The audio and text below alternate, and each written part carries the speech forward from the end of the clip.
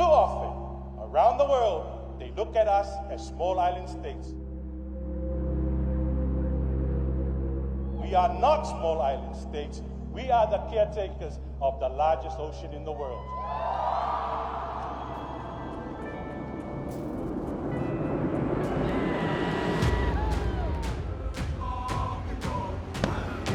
This is the next chapter in a story that started thousands of years ago, on great voyages across the Pacific. Where the rest of the world do not dare to do so. On our islands, our homes, The markings on our skin. and ancient art, Sound and dance. Against rising tides, against invasions and nuclear destruction, Pacific people have endured. We still have our culture. We still have our language. We're still here. We are still here.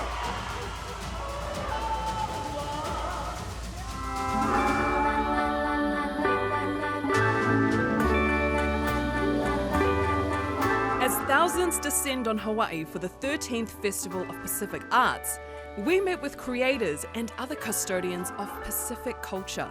We're all taking each other's phone numbers, and I think babies are going to become born. When we lose our culture, our identity, who are we on this planet?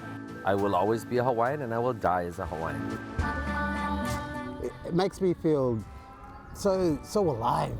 So nice of you to join me in my backyard. I'm Johnson Raera. I didn't realize this journey would be this emotional. And I'm Alice Lolohea, and this is a story about more than just a gathering.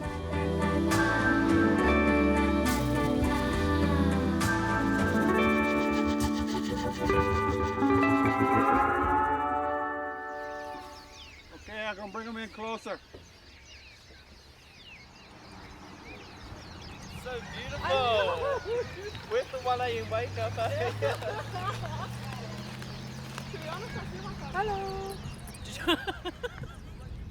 As dawn breaks, delegations from 25 Pacific nations and territories will take part in a ceremonial boat arrival north of Honolulu.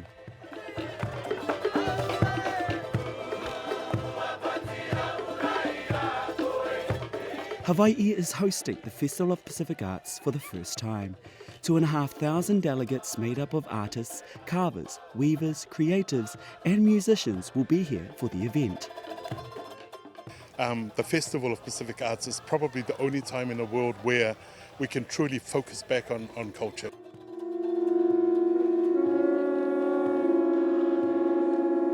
The festival, known as FESPAC, has been held every 4 years since 1972, and it's the biggest celebration of Pacific culture and identity on the planet. Every 4 years, we need to stop. And we need to stop and take stock of where we are with our language, where we are with our cultural heritage, and where we are with our dance even.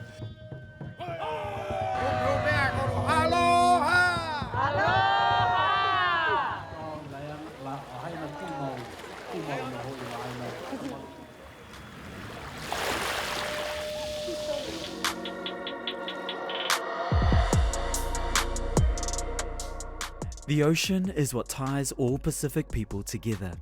It is the highway by which our islands were settled over thousands of years. These ancient voyages were done without modern technology or navigation. Cultures who haven't interacted for hundreds or even thousands of years still share common words, ideas, and customs. Today, some Pacific islands are trying to relearn ancient sailing and navigation. Is this the toilet? Yeah. Do you know what? I was wondering, how do you go to the toilet? We have to have the door open. Really? We sit down, like so, and then you do your business. But you have to leave the door open, which is cool, especially in the morning, because you sometimes get an amazing sunrise or sunset. Poo with a view. Polynesians famously used large double-hulled canoes known in various Pacific languages as waka, wa'a, or waka. This crew from the Cook Islands took 23 days to sail from Rarotonga to Honolulu. The entire voyage was so rewarding. We got to celebrate crossing the equator. Many of us hadn't crossed the equator before.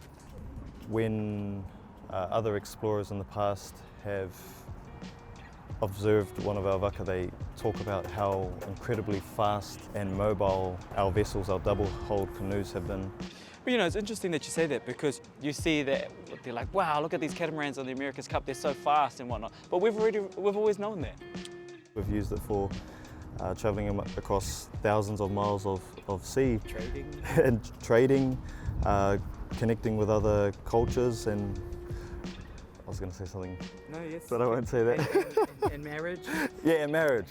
That's a lot more appropriate. Marriage. For the 6th Festival of Pacific Arts, a fleet of canoes arrive at Arana Harbour to attend the first ever waka pageant. We were really lucky 32 years ago to have Festpac hosted in Rarotonga. It was quite significant because that was it prompted this massive cultural revitalisation. I think it's important because it ensures survival. It's not just a boat that, you know, floats across the sea, but it is symbolic of a people, and with that people has culture, and with that culture is language, and within all of that is our philosophies. When people look at our canoes these days, they're like, oh, you call this a traditional canoe? Your hulls are made out of fiberglass. The tradition is in that our ancestors used the best resources available to them. At that time. And so we can do the same. But a lot of it is in the practice. And this symbolism of what waka represents, not just for the Cook Islands, but all Pacific nations.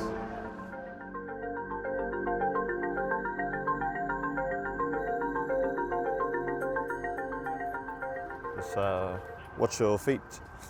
We don't want to fall down there.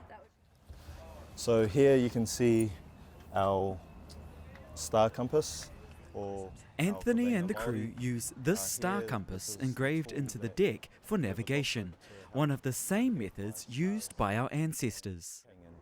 And the best stars to navigate by are the ones that are just coming up from the horizon, which can sometimes be a challenge because often there are clouds in the distance, and that just makes the job that much harder.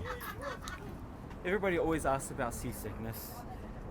Are you one to get seasickness, or do you have a protective shield over yourself? Oh no, I'm infamous for getting seasickness, which people are like, wait, what? You do all this voyaging but you get sick? Yep, no, it happens, guys. It happens. I get seasick and I think to myself, oh my life, what am I doing? This feels terrible. But when it's nighttime and you climb up from the deck and you're just seeing the stars, you're instantly reminded, oh, this is why I'm here, because it's so worth it. It's amazing. Sounds like I need to get into voyaging because it sounds like a great way to lose weight. Yeah, everyone lost weight except for two of our crew members.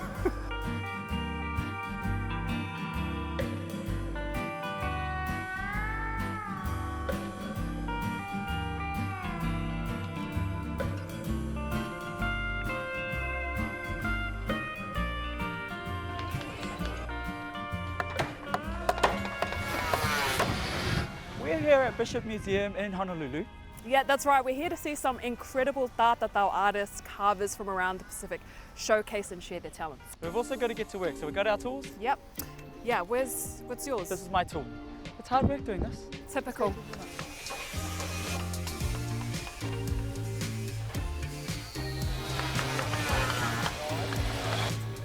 Is it okay to touch or no? Yes, yeah? You look the same. Spitting image. Why is Kamakama? It's like a spirit. A spirit. You have one inside the museum. Wow. Was it gifted or was it taken? Good question.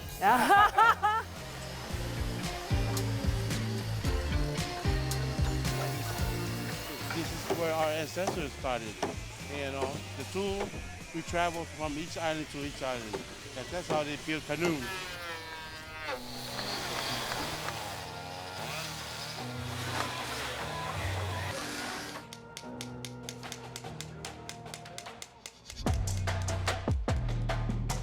Tatau or tātātau is one of the Pacific's most ancient practices.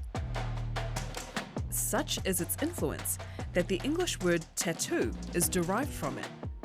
These ancient markings have spiritual meaning, and they're also markers of mourning or signs of status. We believe in the mana and the energy of a person. I put it like this: whatever we give this gentleman, that is only for him only. You know, we don't re-tattoo something or like, okay, let me copy it. Let me draw. You see, we don't draw. We just tattoo.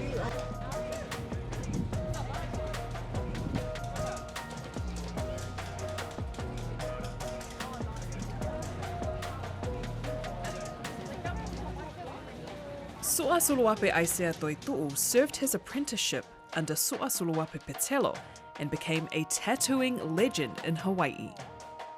He's begun efforts to revive Tātātau in Tonga, and for Festpac, the kingdom invited Aisea to join their delegation. When I had that call from the delegation said that you're in, I cried.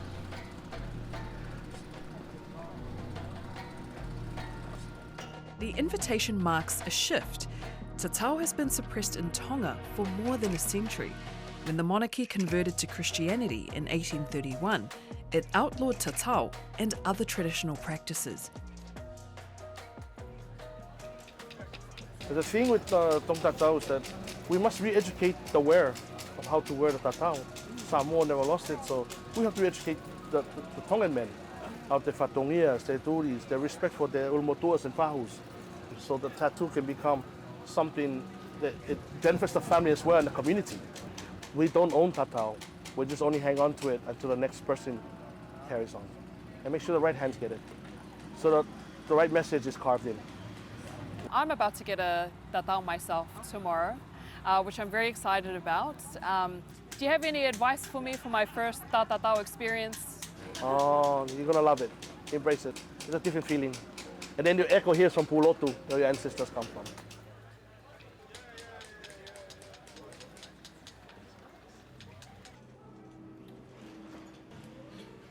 I don't know why I'm so nervous, to be honest. I shouldn't be.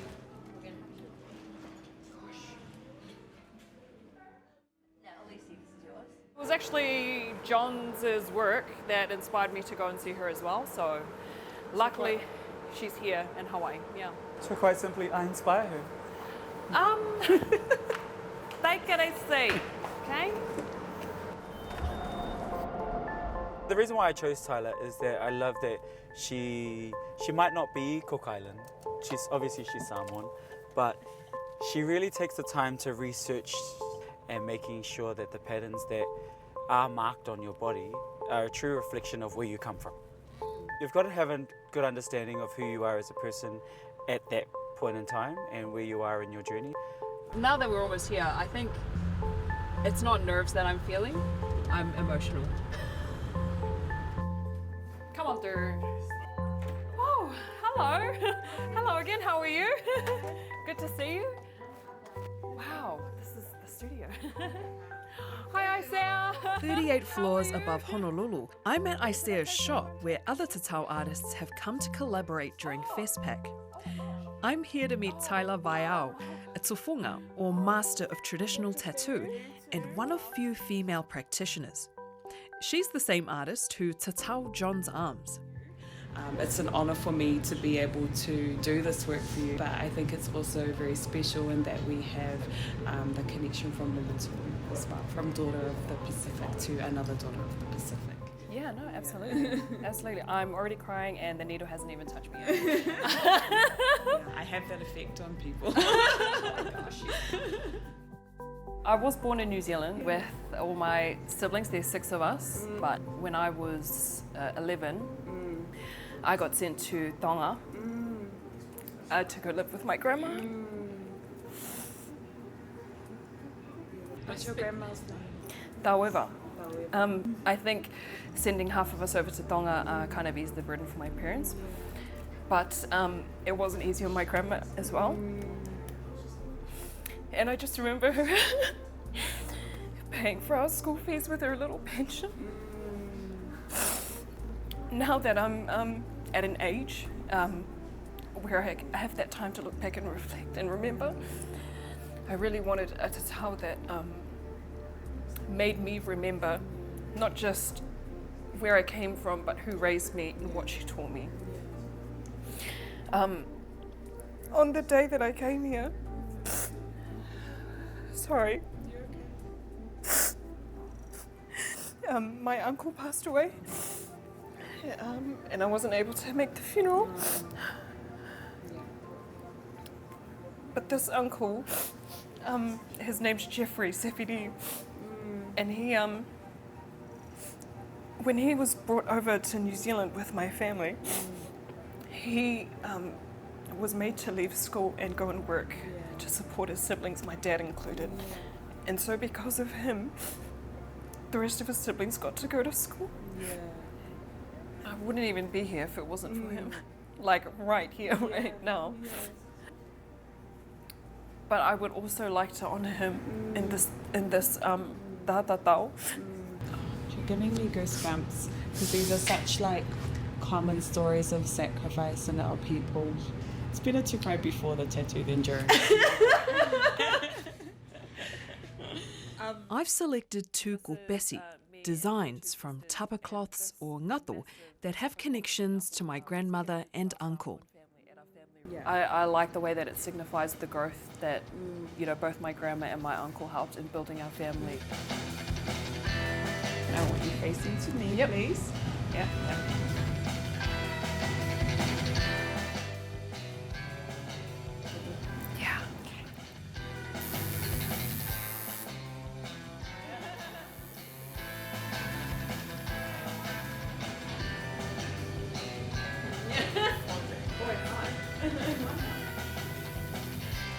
Oh my gosh, first half done. Oh man, this is stunning.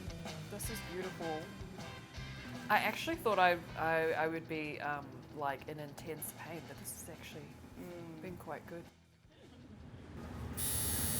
Is it okay if I play my grandma's song for this last bit? Okay.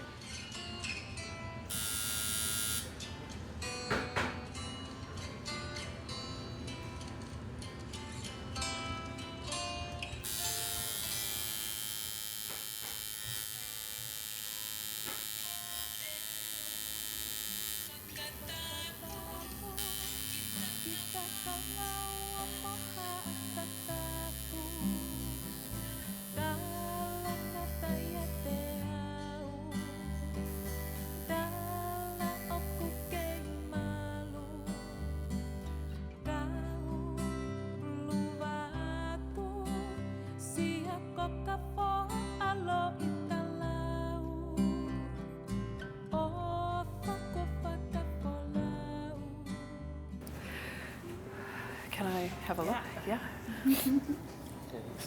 Sorry, thanks. Oh, thanks. I'm gonna take a clear tissue.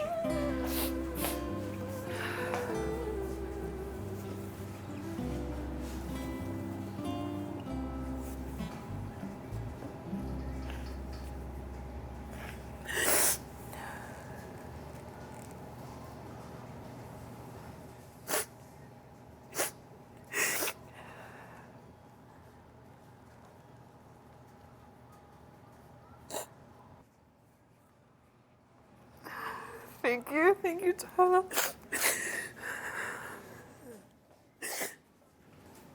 Oh man.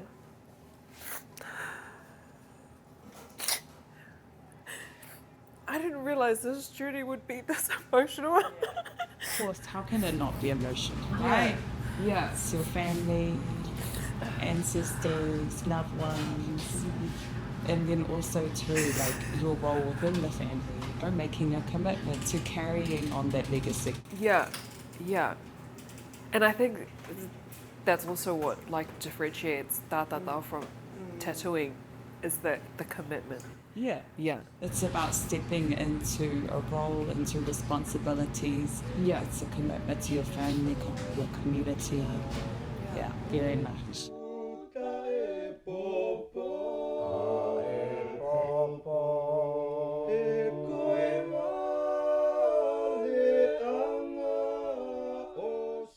This tatau represents the responsibilities I bear, the weight of the legacy my uncle and grandmother leave behind, the values they lived by, how they worked so hard, the way they loved us. This experience has given me not just a greater connection with family, but made me fall deeper in love with Pacific culture, and it makes me so proud to be a daughter of Moana Nui Akea.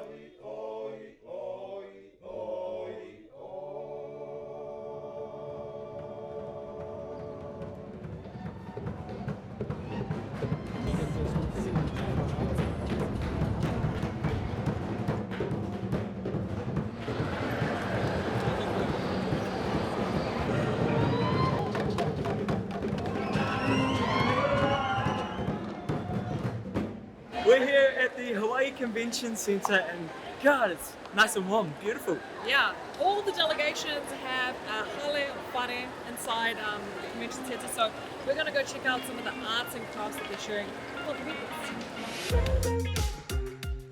This is like the Cultural Olympics. This is a good way to get together with everybody in the Pacific. This is banana fiber. It's just good to see like the dancing, the performances, the art as well. But the diversity of cultural heritage, of languages, is remarkable. And so what I was struck by was both the sense of unity, but also the diversity. And each of these warriors and chamaritas represent each island. The mood is one of unity. But there were some conspicuous absences.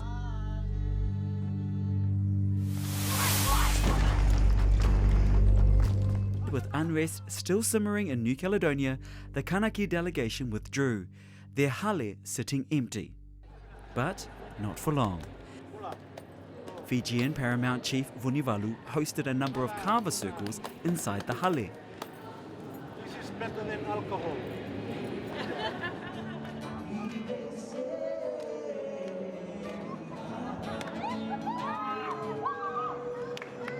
While the Kanak delegation was unable to attend, we also learned that West Papua is denied the right to send an official delegation at all. The joy of togetherness is tempered by the pain of knowing not every Pacific nation even has the right to express their identity freely.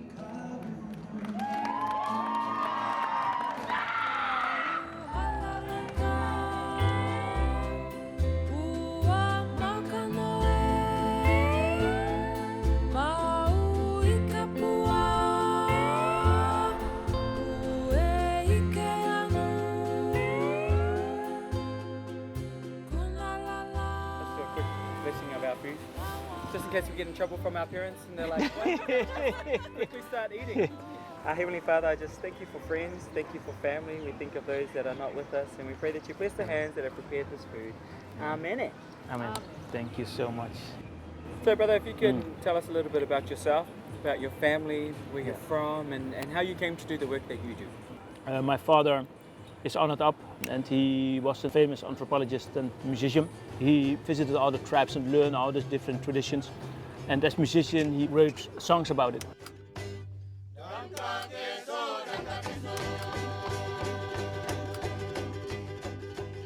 And that's why he became very famous and beloved by the West Papuan people. But of course, under the new colonized Indonesia, his music inspired the entire nation, and he was assassinated 4 months before I was born.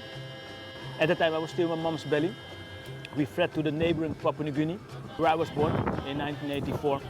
And a year later, we arrived in the Netherlands, the former colonizer of West Papua, where I grew up as a Dutch citizen.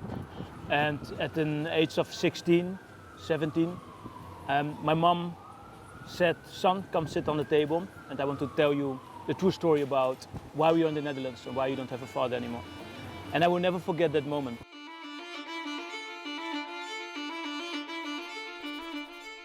The island of New Guinea is divided between the Indonesian-controlled western half and the independent nation of Papua New Guinea, but the border between them is rooted in colonialism.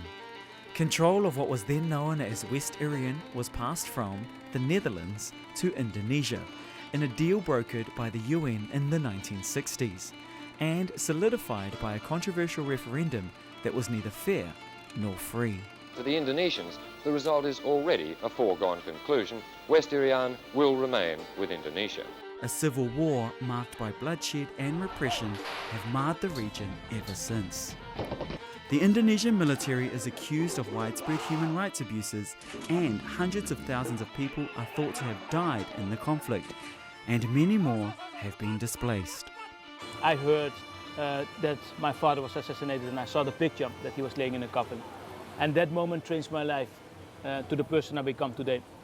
Because my father's story is just one of the 100,000 of stories of West Papuans who've lost a family member. It transformed me to the activist I become today. I guess we've got to make it clear that this accent that we're hearing is from the Netherlands. Absolutely, absolutely. Yes, and then on this side we hear a British accent.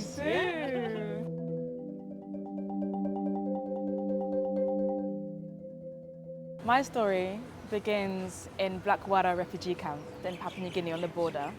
And I spent my early months in the refugee camp alongside other West Papuan mothers and family. And it's a very difficult story to tell, but it's my story, it's the reality. Many West Papuans who were living in the refugee camp, didn't make it past those early years, and me sitting opposite you in Hawaii, speaking about my people's struggles, it's a miracle. So I thank God for that, first and foremost. But yeah, my accent is British. This is not by choice. My father is Benny Wenda, West Papuan independence leader, and he, in the early 2000s, was put into prison, became a political prisoner, just for simply raising our flag and fighting for freedom and justice. And he managed to escape, and my mother and I followed suit. When I was in prison, handcuffed, no food, dark room. The reality is, my family and I, we are living in exile. And we use that freedom to spread our people's message.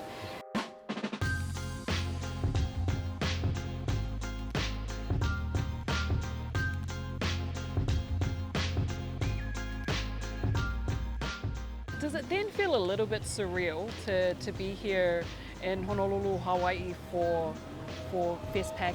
Yeah, I think when we were at the opening ceremony, watching our Papua New Guinean Wantoks go on the stage, I remember just looking at some of the faces, thinking like, that could be my uncle, that's my auntie. Like, they are Papuan, we are Papuan. And I think for too long, like, the island of New Guinea, that border, that colonial border has played games, a mind game on, our Wantoks on the eastern half. The reality in West Papua is that our cultures and our art is under oppression, huge oppression. It's declining, it's disappearing due to colonialism, which is very much alive. The Papuans that we left behind, almost 2 million indigenous West Papuans, cannot express themselves in a way that we see here at this festival. Now, when we look at the fight of West Papua, it's about more than just independence. What else is at stake? What is at stake is basically everything if you look at the numbers. We have become a minority in our own country because of a consistent transmigration policy of the colonial power. We have seen an immense deforestation happening because of palm oil plantations, because of fossil fuel companies, because of the world's largest gold mine. Doing nothing means that we're heading towards an extinction as people.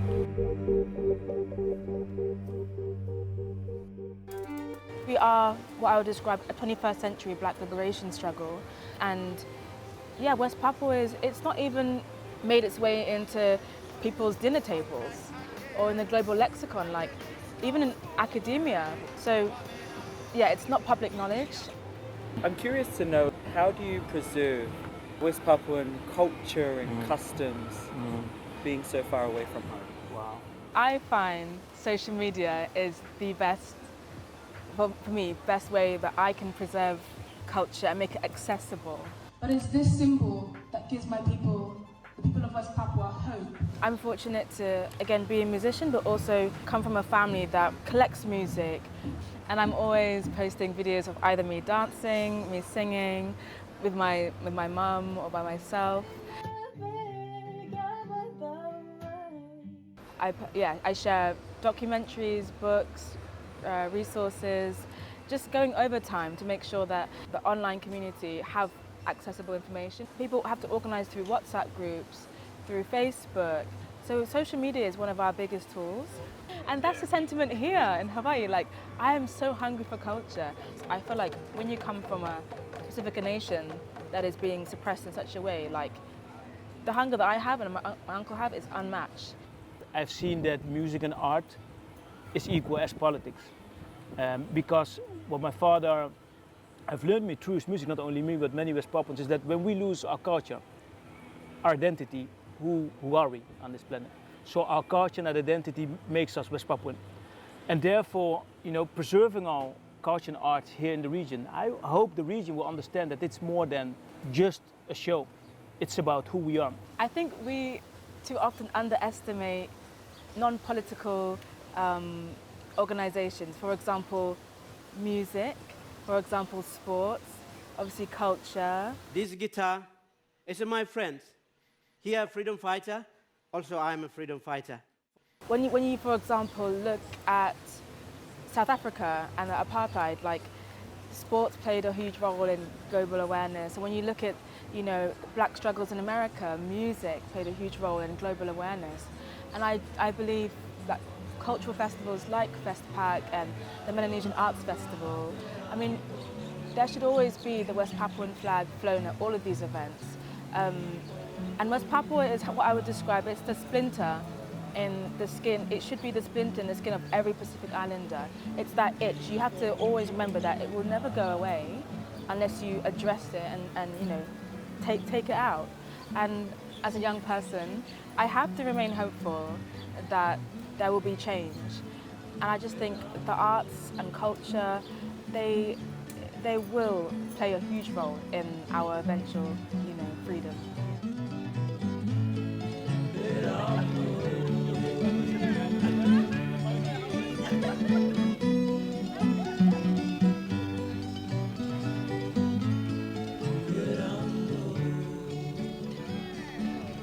Are you getting my face too, or no? Yeah. Oh, okay. I'll just get a bit of everything. Okay. I'm just looking away. Oh, I can't wait. This is going to look great. Oh, thanks. You're getting your models ready. We'll just film around Yeah. if that's okay. Yeah. Being an Indigenous person from Guahan, we didn't grow up using the word Indigenous to describe ourselves. We would just say Chamorro. During COVID, my grandmother gave me her sewing machine, and she had grown up sewing. My aunties, my mom, they all used to sew as well. But in my generation, I'm the only one.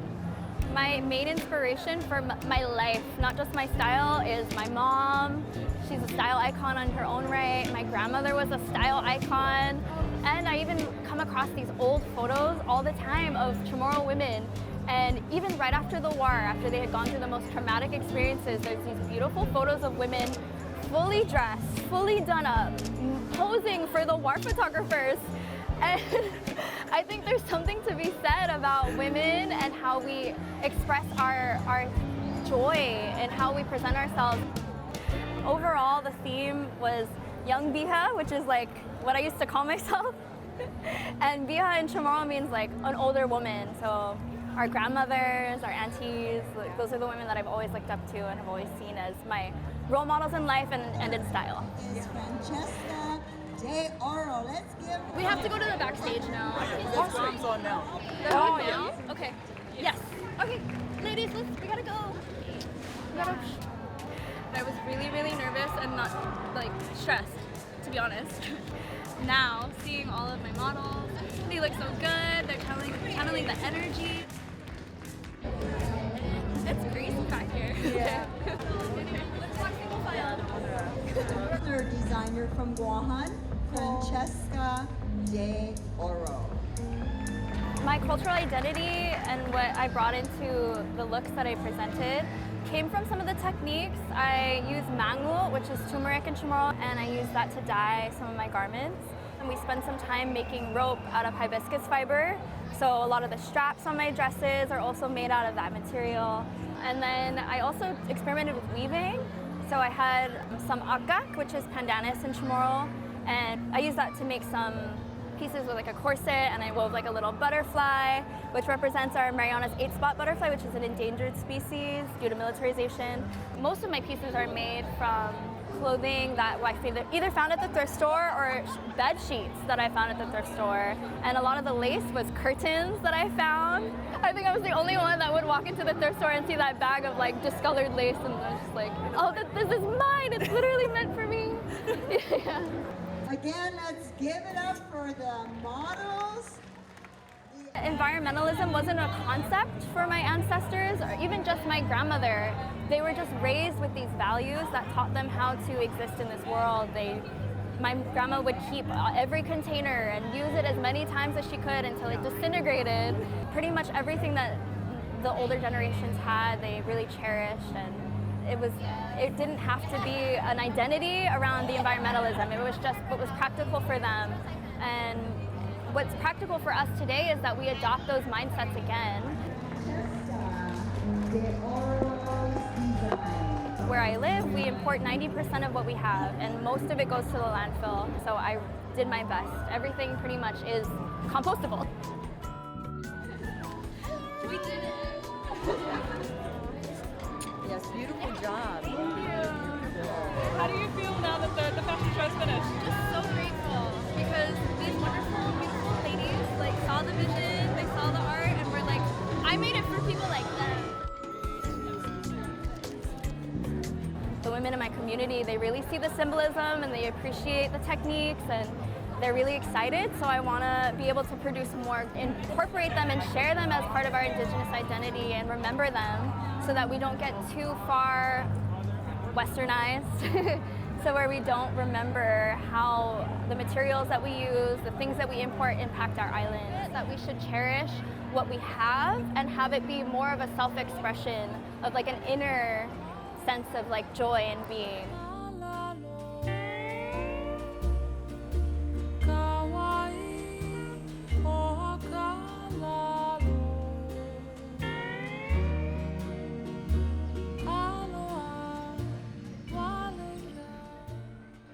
We'll follow you, brother.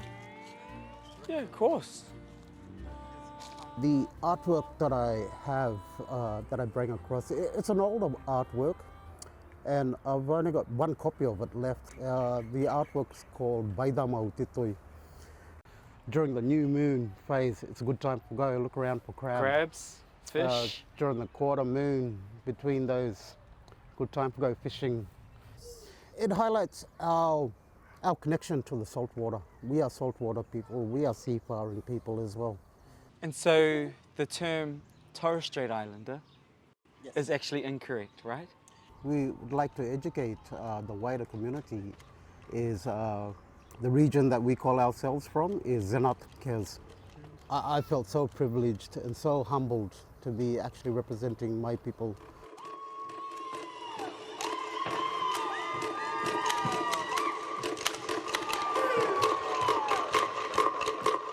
Talk to us about the importance of not only just artist connection, but connection to other people from across the region. That's interesting you've asked that, because I was sitting down, me and a group of the other delegates from Australia, and we got speaking with a couple of ladies from Tahiti. And so we've realized we share similar languages as well, such as ai. That means to eat. It's food, yeah. Yeah, food. Kai, kai. And we can see the similar languages around Pacifica. Not only just in my region, but hearing it from other regions as well. It's like, that's awesome. Like, it makes me feel so alive.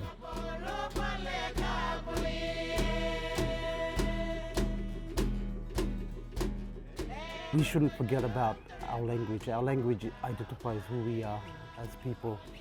even though we may have different skin color, different shades of skin color, but we speak the same language.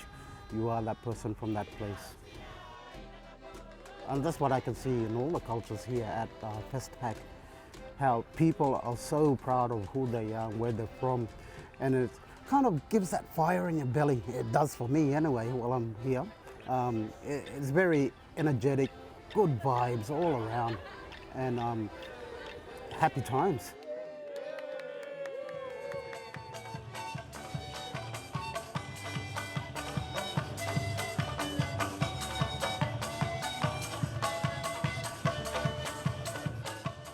The festival is a celebration. But as we've learned, it also highlights the challenges many of us still have in preserving our culture, particularly here in Hawaii, where historic injustices loom large.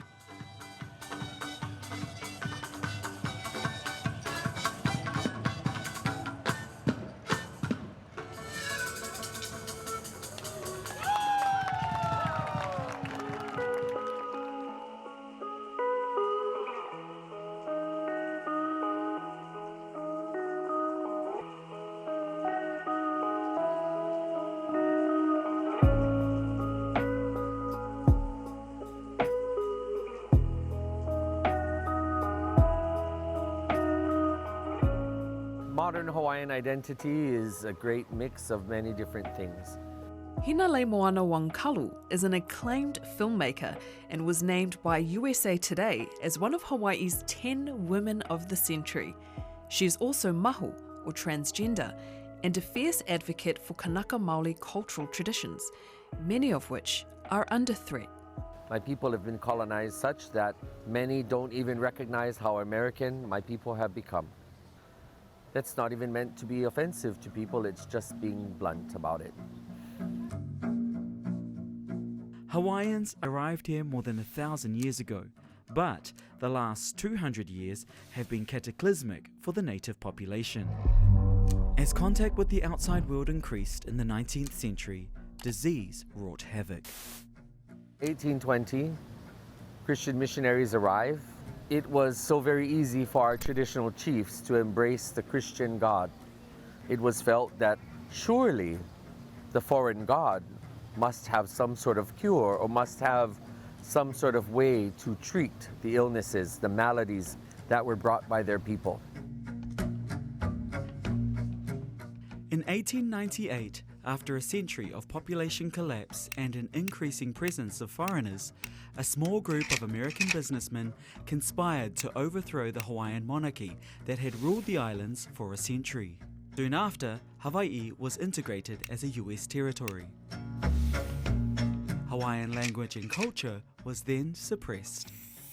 My people received the Bible, and the foreigners received the land and walked away with it. Today, there are fewer native Hawaiians than there were pre-contact, and the vast majority have little knowledge of the Hawaiian language. Colonization intends to either directly or indirectly steal your identity away from you. When you don't have language, when you don't have culture, and it doesn't exist as a viable mindset, it then creates the reality where most of my people look to the United States. And I know that I anger people when I say that my people should really consider where their mainland is. Because if you're proud to be Hawaiian, it's not saying that you can't hold a US passport, but it is saying that you should remember where is your motherland, where's your homeland, and where should our allegiance and our heart and spirit rightfully be. I will always be a Hawaiian and I will die as a Hawaiian. You've actually touched on something really important here, because I think, you know, even just our arrival here, we can see how global tourism has taken its toll on Hawaii. You know, what are some of the impacts on the locals of global tourism? The foreigners come, they buy land which we no longer can afford. They come for fun in the sun and enjoyment and look to us to smile and cater to them, when our lives require us to have 2 to 3 jobs to live and exist here in our home. And when there's not much that you can find in Hawaii that is reflective of our culture as a living daily culture, we are always subject to the whim and will of foreigners. But thanks to the retention of language through efforts that have arisen, giving way to festivals such as this Festival of Pacific Arts here in Hawaii 2024, it reminds us to hold on to our heritage, to celebrate who we are as a people, to make sure that we do all that we can to not fade away and to not be washed away by the tides of time.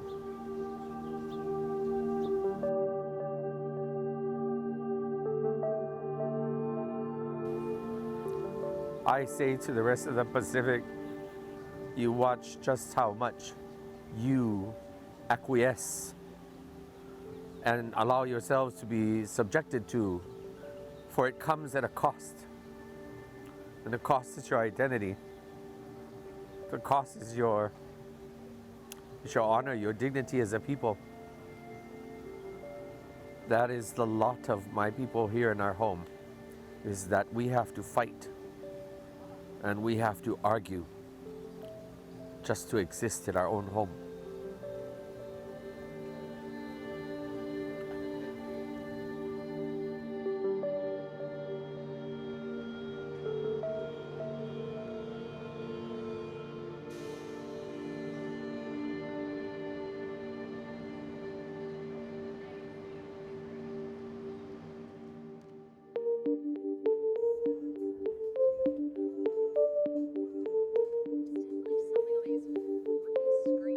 There are other Hawaiians like Hinale Moana, fighting to keep their culture alive.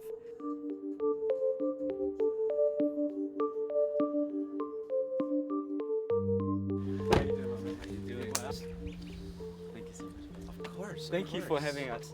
Sorry, let me introduce you to Alice. Nice to meet you. All right, take us through, brother. Where are we heading to? So we're heading to our classroom first. All right. This where the magic happens? Yeah, some of it. 15 years ago, Jordan helped to set up a carving unit as part of the Hawaiian Studies course here at Wynwood Community College in Kaneohe, just outside Honolulu. You know, I was doing metal work and all that kind of stuff, and one day I just started carving, and it just felt right. Like, I just knew the first day I ever carved wood, like, I just wanted to do this for the rest of my life. It just felt right. Believe it or not, my family wasn't really into a lot of Hawaiian things growing up. If anything, my mother was Hawaiian, and she just wanted me to speak proper English and do well in life. And my dad, not even being Hawaiian, was the one raising me to be Hawaiian. I really feel this pressure now that a lot of our kupuna are either not with us or no longer able to perform. I feel like that sense of responsibility. When we look at Hawaiian carving, is it something that's thriving? Is it something that's reviving? It's reviving. It's on the revival. We have to go and seek out the elders, museum. Like, we have to just get as much info. We have to start making sense of things, starting to make some kind of curriculum. Like, we have to learn it ourselves and figure what's the easiest way to relate this to like teenagers. Like I tell people, we're planting seeds in these kids. That's the thing. Like, I know everyone wants to be about carving, but I don't feel what we're doing up here is carving. We're healing. We're instilling pride, courage, support. Sometimes we don't get that from our families. Sometimes we don't have great families. And that's why, like, see, some guys in here will just make me burst into tears sometimes because, no, you just like, you just, you know, you don't realize how much it means to someone, you know. I think I'm spending 4 hours with a kid, you know, teaching him something, and then the parents will come up to me and be like, you know, like, my kid doesn't like anything in life, but he always wants to go and be with you guys up here. That's one of the things that people underestimate about cultural practices like carving or dancing, you know, the sense of community it builds. There's a lot of love around here. People ask what's my favorite thing to teach or what my favorite school, and it's like the boys' home because they got nothing. And then as soon as my car is driving up the road, like, they're rattling on stuff, like they're all excited, and you know, and a lot of them come from broken homes, and I don't want to, you know, it's really bad to say this, I'm not trying to put down, but it's usually Polynesian or Pacific people that have kind of some broken families and issues. Yeah, you know. And then there's been some really great moments, and there's been a lot of sad moments. And just feel that nice little, ooh, just cutting, it's just so satisfying. This is the first time I've seen John's lift a finger to do work this whole trip. Yeah, it's true. If there's something just... Yeah. Yeah. Are they your bowls? Yes, yes, that's Kepano Carvalho, that's the bowl maker. We saw you. Was it your bowls inside? They were insane. Beautiful. Oh, they're okay. No, the humility. Yeah. We keep each other in check. We don't let anyone's head get too big, or we'll pop it. That's very Pacific. So you've been studying, you studied here in 2014. Yep. Prior to that, how was your connection with your own culture? We have a Olala No'eau, which is Makahana Pichike, in doing there is knowledge, and that you don't get that experience just from reading a book about making a spear.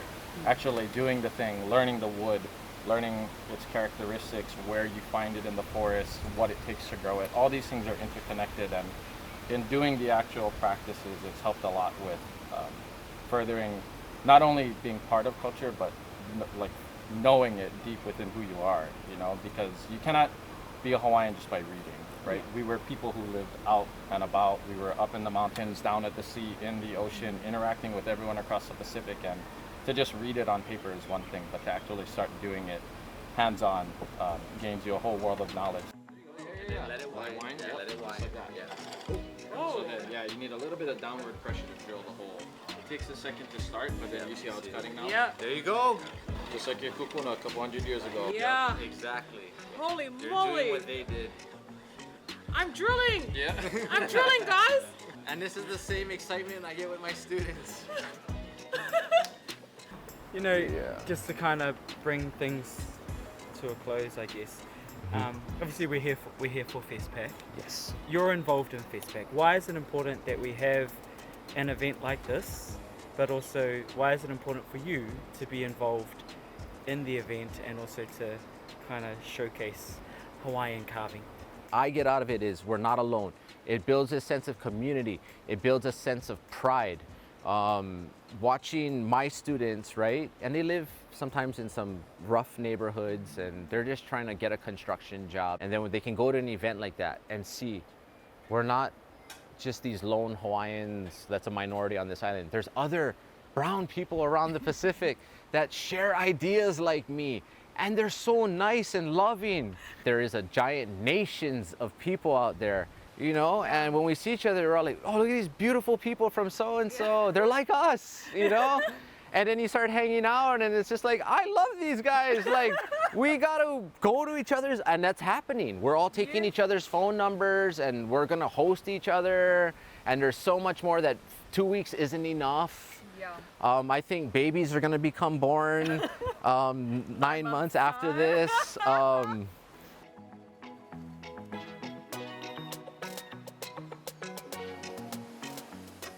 Indigenous practices and skills get so written off as, we don't want to give funding to that. What's the purpose of them learning how to do this? What's the purpose of them building sleds and riding down the hill? What's the purpose of all that? And you got to look past a monetary, because I think everything today has to equate to monetary value, right? Like, oh, this won't equate to this job that's going to make a lot of money. You're not going to make a living out of this, or So a lot of this is, again, it goes back to even healing. a lot of parents think like that. No! How are you going to make money out of carving? You know? Yeah, if we talk about my family, that's like a dark part of my family, you know, like I'm a black sheep. My sister's a nurse.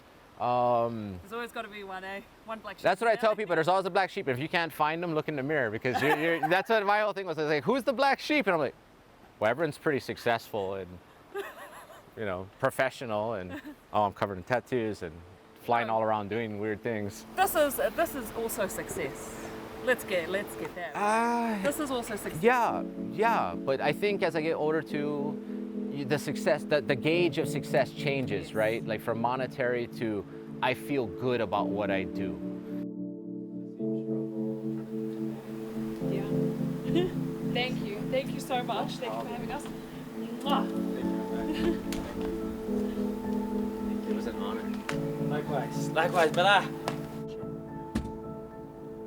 That's fine.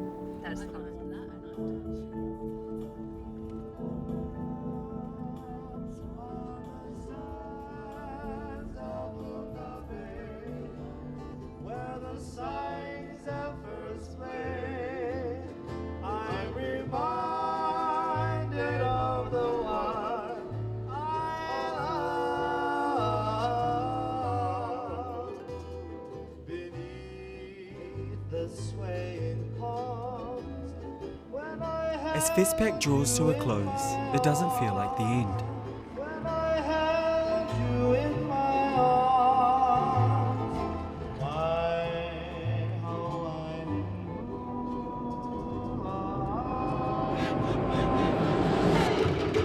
Our identity is non-negotiable. We have finished this chapter. But now those of us that are still here will start writing the next. Our journey is only just beginning. O I te ita noho I kātou a holomua. A ole nāna a kātou I hope, nāna noho I kātou I mua. Nā oe aku, kaukoe, a hele I mua. Uhaele noho I kātou, kulia I kanu. Ho ola noho I kātou I kalawe nāna o kātou, po e kānaka, to pāki pika. Mahalo.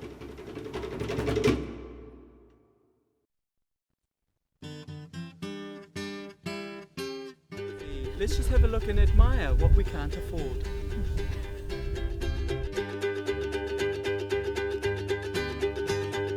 Gosh, this is you're so close.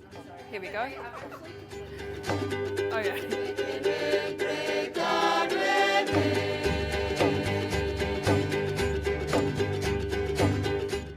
Can you jump out of my shot, Gab? No. I'm filming.